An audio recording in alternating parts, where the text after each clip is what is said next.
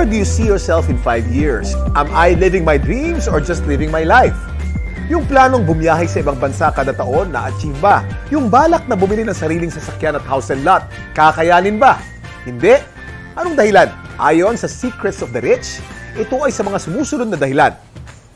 Average people sell their time. Rich people don't sell their time in exchange for money. Average people don't sell anything. Rich people sell products such as goods and services.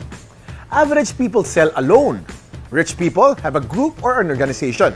There is a better choice, a better way. At yan ay matatagpuan sa Sante Barley. Ang Sante Barley ay naglalayong palaganap ang mabuting kalusugan sa pamamagitan ng natural na pamamaraan.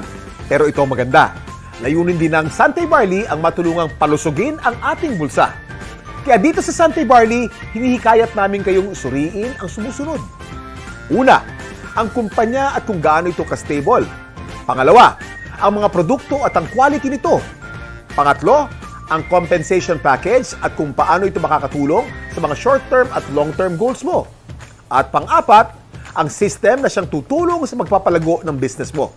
May distributor back office kung saan makikita mo ang paglaki ng iyong organization at may personal website ka to establish your credibility sa customers at downlines mo. Dito sa mga sites na to, maaari mong ma-access at ma-monitor ang iyong payout disbursements. Talaga namang business right at your fingertips, ika nga. So ano bang hinihintay nyo? Simulan palakasin ang iyong kalusugan at pakapalin ang iyong mga bulsa. Kaakibat nyo sa magandang kalusugan at pagnenegosyo. This is Kuya Kim, and I'm on Grass.